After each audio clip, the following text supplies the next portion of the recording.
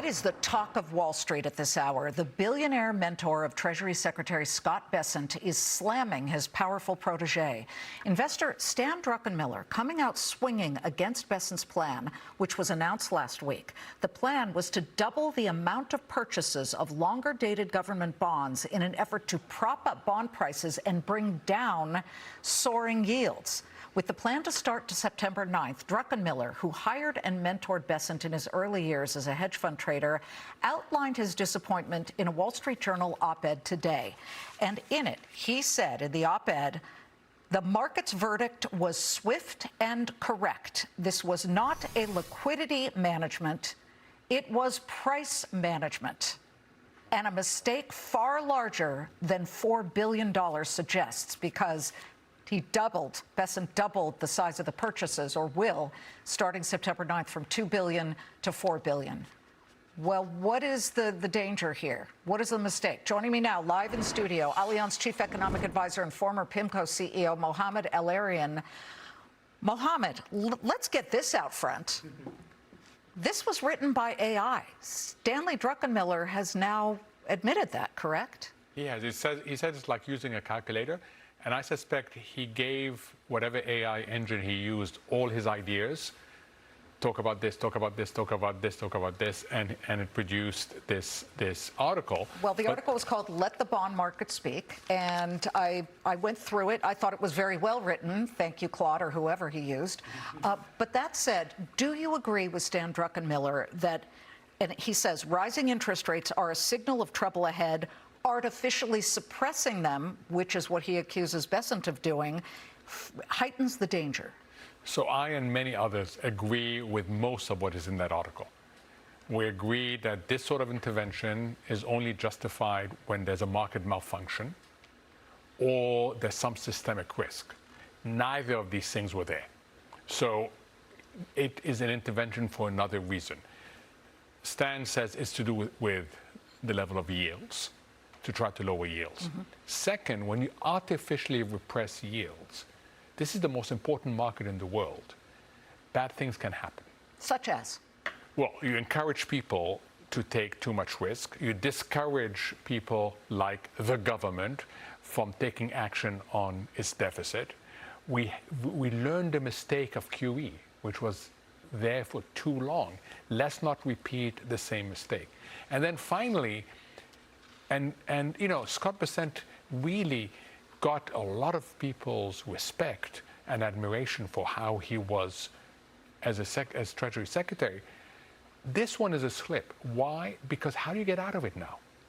How do you get out of it? He has already said, oh, by the way, that $4 billion could go higher, and I will tap the Treasury's fund that is there. I think there's $1 trillion in it, just to ensure that, again, using Druckenmiller's words, the Treasury artificially suppresses the yields.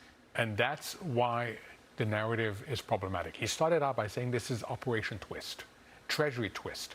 We will buy 30 years and 10 years, we will sell the short end. But if we looked back at some of the short end Treasury yields from the 1 month to the 3 month to the 6 month, and it's really interesting to see over the past 6 months how these yields have looked. And we can put some of them up on the screen so people can see they continue to just go up. I mean, on any given day, like today, they may be down, but they are certainly above their 6-month highs. And I think that what's interesting is you look at this and you say, well, what is the danger to our viewers' portfolios? What should they be doing?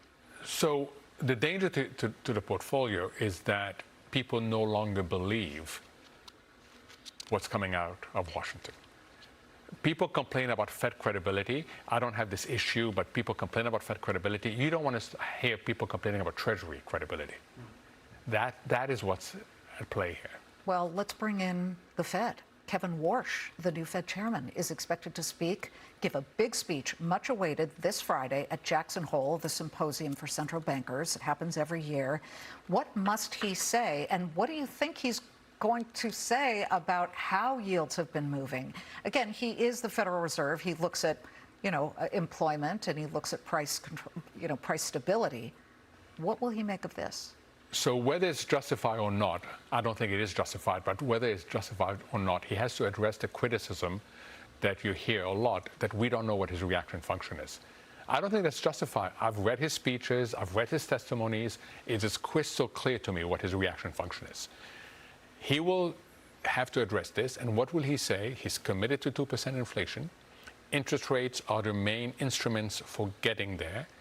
There are issues that need to be addressed, and that's why we have 5 task forces. And then he's going to speak a little bit about communication, explaining why it is he doesn't like forward guidance. Many of us don't, and explaining to us why it is he doesn't submit his thoughts. That's what I expect he's going to say, and it's mainly to address this confusion out there that we don't know his reaction function.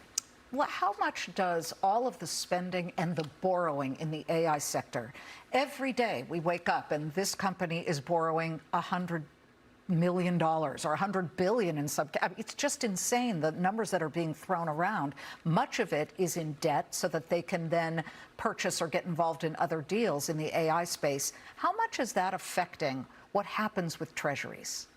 Affecting them a lot. So this year alone, we expect about 800 billion of issuance by the hyperscalers. Wow. That is 15% of the existing debt stock. Issuance. Debt issuance. That's 15% of the annual issuance just by the hyperscalers.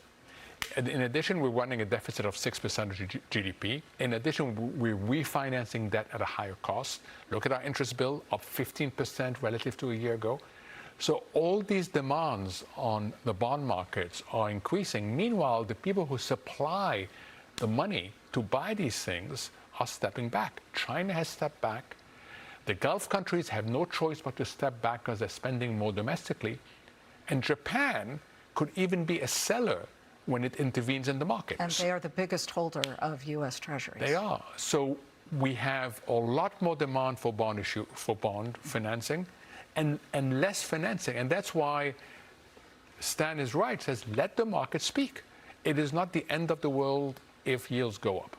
Mohamed El-Erian, thank you very much. Thank you. Appreciate you.